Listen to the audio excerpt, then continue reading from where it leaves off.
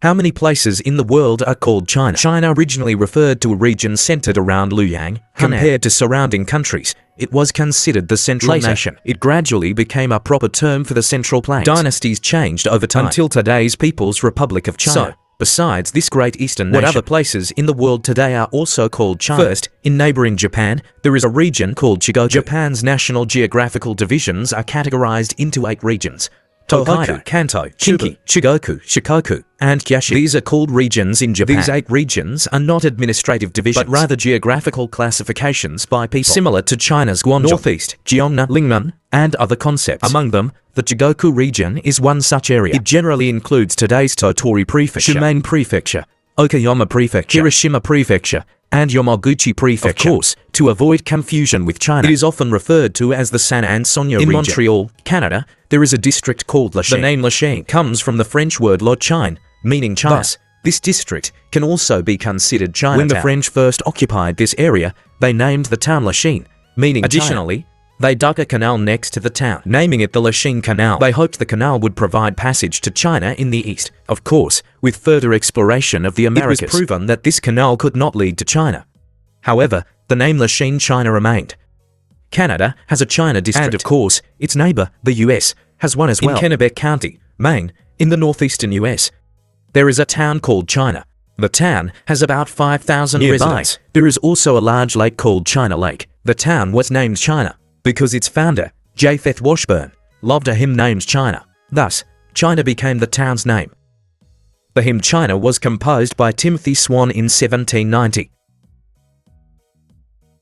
Perhaps because, before 1790, China was an exotic and beautiful land. The desire to reach China indirectly contributed to the age of exploration. And south of China Lake, there is another small town called South China. Apart from Maine, there is also a town called China in St. Clair County, Michigan. The town covers an area of 89 square kilometers. The population was 3,509. Captain Clark arrived in this area. His wife was from the Chinatown in Maine mentioned earlier. Thus, he named this place China as well. To the east of China, there is also an East China. In Jefferson County, Texas, at the southernmost part, there is another place called China.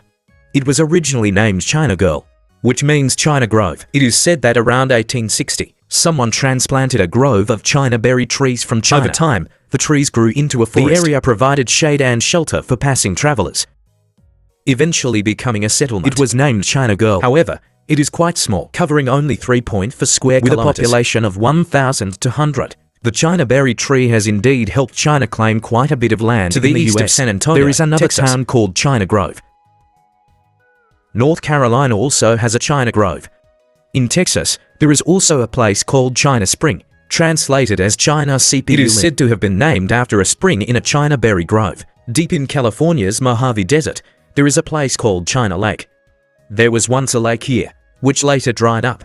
In the early 20th century, several Chinese prospectors mined here. The place was then named China Lake. Today, it houses the US Navy's Naval Air Weapons Station, testing American weapons next to a place called China Lake. Does seem quite ironic.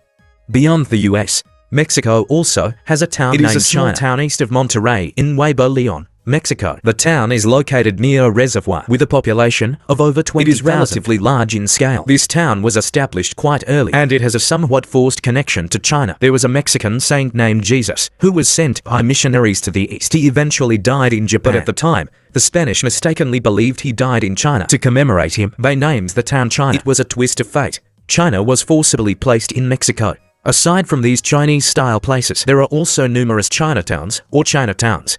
They are spread across the Americas, Europe, and Southeast Asia. Puts them at over 100. They symbolize the hard work and perseverance of overseas Chinese. Of course, the most authentic China is still the vast 9.6 million square kilometer country in the east. This is the shared homeland of Chinese people. For major population migrations in modern China, Chinese people crossed the seas and traveled thousands of miles to take root. During modern Chinese history, due to a surge in population and a period of national transformation, many people were forced to leave their hometowns to seek livelihoods elsewhere. During this period, for large-scale population migrations, they endured hardships to settle in foreign lands, some even crossing the seas.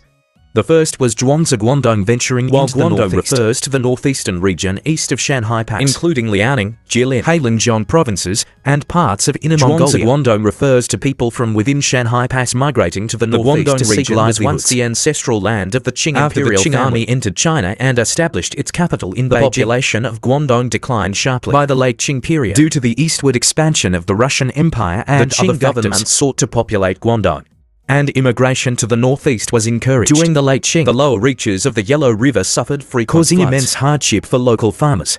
After the First Sino-Japanese War, Japan, Germany, and Britain began establishing influence in China's northern coastal regions. The Boxer Rebellion also erupted. The resulting social turmoil drove many residents to the northeast, whether for trade or to escape conflict. Most came from Beijing, Tianjin, Hebei, Zhuangzi, and Shandong. Lasted from the late Qing dynasty until before the founding of the People's Republic of China, by land with over 40 million people ultimately settling in the unfamiliar. Due to the Qing dynasty's long-term blockade, the northeast remained undeveloped for centuries. The land was fertile. With the influx of migrants, the region's population and economy grew rapidly. After the founding of the People's Republic of China, the Northeast became a key industrial base. Many families in the Northeast can trace their ancestry to those who once migrated. The second migration was Zushiko during the Ming and Qing dynasties. The population of the Central Plains surged. However, soil degradation, the local contradictions became increasingly prominent. With the arrival of the late Ming dynasty's Little Ice Age, as a result, local residents were forced to seek livelihoods elsewhere. During the Qing dynasty, this led to a deep integration between the long-established agrarian civilization and nomadic civilization. People from Shaanxi, Gansu, Ningxia, Hebei, and other regions left their economic and cultural channels between the Central Plains and the Mongolian grasslands. In a narrow sense, refers to migration routes beyond the Great places like Shaohukou in Shaanxi. These locations were trade hubs for the westward migration from Inner and Outer Mongolia, and the Central Plains engaged at the same agriculture and this facilitated population, economic, and cultural the Central Plains and the Mongolian grasslands to China's grand ethnic integration. The third migration was Nanyang. Going to Nanyang refers to Southeast Asia and surrounding regions, to the Solomon Islands, east to the area beyond the Philippines, and west to Sri Lanka. Nanyang was a crucial point on China's maritime Silk Road. The famous Zhanghe expedition of the age of exploration. Western colonial powers subsequently attracted large numbers of Chinese migrants. Guangdong and Fujian were ravaged and impoverished. Under such circumstances, many people struggled to secure even basic living conditions to survive, and sometimes even to escape. They gathered their courage, crossed the ocean, and migrated in waves to unknown Nanyang. Thanks to their resilience and diligence, they soon gained a foothold in their new lands. Many achieved great success and significantly influenced the economies and cultures of these regions. Southeast Asia is home to large Chinese communities, especially in Singapore, the only developed country in the region. Founded by Chinese settlers, and over 70% of its population is of Chinese descent. Many overseas Chinese provided immense support for China's resistance efforts. Guangdong and Fujian remain the provinces with the highest proportion of overseas Chinese. Many of the Chinese in Southeast Asia trace their roots back to these regions. The fourth migration, rushing to Gold Mountain.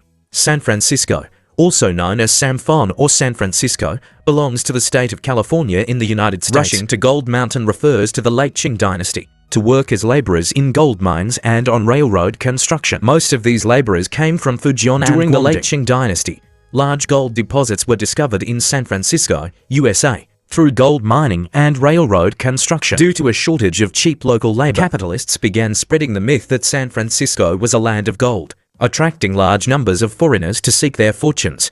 Many Chinese left their homes, hoping to change their destiny, but in the end, their dreams were shattered. Most ended up as cheap labor for capitalists, and many never returned home. Those who were fortunate enough to survive settled in San Francisco and made it their new home far across the ocean. Today, San Francisco has the second largest Chinatown and remains one of the primary centers of Chinese immigrants. For major migrations reflect the indomitable and enterprising spirit of the Chinese people under the circumstances of their time. Although these migrations were arduous, they have contributed to the rich historical legacy of China today. Rushing to the northeast and westward migration not only promoted economic and demographic development but also significantly contributed to the integration of different ethnic groups, expanding their international presence. These migrations influenced not only also the development of regions across the world. That's all for today's video. Thank you for watching. See you in the next video. Malaysia can be said to be a little China. What has become of this country, which is largely composed of people of Chinese descent? Today, Kyujay will take you to learn more about it. The capital of Malaysia is Kuala Lumpur. It is also called Dormo for short. Malaysia consists of West Malaysia, located on the Malay Peninsula, and East Malaysia, situated in the northern part of the land area, is approximately 330,000 which is roughly the size of Henan Province in China, with a population of about 31.6 to that of Guizhou Province in China. And the Philippines and Indonesia serve as natural barriers against tsunamis and typhoons. As a result, Malaysia experiences very few natural disasters. This has led many people to immigrate, making Malaysia a multi-ethnic and multicultural country. Among these, the Chinese population is the largest. Chinese culture is deeply rooted throughout southern Malaysia. Malacca is a Chinese residential area where red lanterns hang everywhere. Chinese people run inns, restaurants, and snack shops along the streets with a Hokkien accent. There are many Chinese-style houses here, and the ancient architectural streets are well preserved. Penang is similar. Penang is located in the northwest of Malaysia. Back in the day, the British brought large numbers of Chinese laborers brought their culture to the city and helped it flourish. Chinese people made tremendous contributions to the city's development. Whether it is the wealthy Dabagong mansions or the slums on Klang jetties, traces of Chinese culture remain. As a result, Malaysia has become a typical Southeast Asian country. Its total GDP has reached an astonishing $370 billion United States dollars. Its per capita GDP had already reached $11,125 United States dollars. But Malaysia lacks any strong industries. So how do they make money? This is because its leaders have strategically planned and positioned industries based on the country's strengths. Through foreign investment, Malaysia has achieved rapid economic growth. The most critical factor in Malaysia's success is its rich natural rubber resources, making it the world's third largest natural rubber exporter, with only Indonesia and Thailand ranking above it. Together, these three countries account for about half of the world's total rubber exports. Rubber exports are undoubtedly one of Malaysia's pillar industries. In addition, Malaysia is rich in energy and mineral resources. Through mineral and energy exports, it earns substantial revenue each year. Malaysia has abundant offshore oil reserves, as well as natural gas and other energy resources. Oil reserves have already reached 3.6 billion of the major oil exporters in Southeast Asia. Moreover, manufacturing is one of the key sectors in Malaysia's national economic development. It includes electronics, petroleum machinery, steel, chemical industries, and automobile manufacturers. Of course, like many Southeast Asian countries, its tropical climate and coastal advantages to vigorously develop its tourism industry, promoting the growth of the service sector. According to statistics, the total output of Malaysia's service sector has reached 50% of its total GDP. In 2018, the tourism industry accounted for 12% of total output, over 25% of the country's employment opportunities. This shows that the service and tourism industries are Malaysia's main economic pillars. How are the local benefits? The local welfare system and cost of living are indeed very attractive in economically developed Malaysia, and daily expenses are far lower than in China. The prices of dishes like river noodles and Cantonese-style stir-fried beef range, which is unimaginable in China. Moreover, the Malaysian government is very welcoming and supportive of foreign investors. To encourage international investment, the local government has introduced various incentives. For instance, after immigrating to Malaysia, if an immigrant purchases a permanent property worth no less than 500,000 they can be exempted from overseas income tax and inheritance tax. There are also educational benefits. Malaysia implements 12 years of compulsory education. Public universities are almost free, and they even cover American, British, Hong Kong-style education, as well as Chinese primary and secondary schools, twinning programs or credit transfer courses with top universities in the UK, the US, and Australia. This unique program allows students to obtain internationally recognized degrees at half the cost. Most importantly, Malaysia has a well-developed healthcare system. All towns nationwide have government hospitals and clinics, while each community also has private hospitals, forming a vast network of public and private healthcare services. This provides great convenience for the medical needs of Malaysian residents. The government is committed to developing strengthening the basic healthcare system, improving medical procedures, and implementing development plans for human resources and medical equipment. Currently, Malaysia's healthcare services have reached international standards, with medical costs far lower than those in developed Western countries. The country has a well-established healthcare system and comprehensive medical insurance. A family can purchase a medical insurance ensuring the health of all members. In contrast, medical expenses, especially for elderly healthcare, can be a significant annual burden. So, if one chooses to immigrate, moving to Malaysia, the healthcare paradise would allow them to receive comprehensive medical care. In conclusion, Malaysia's blend of Eastern and Western cultures, unique tourism resources, pleasant climate all year round, and diverse cuisine are all highly appealing. That's the end of this video. Please use your golden fingers to like and follow this channel. See you in the next episode.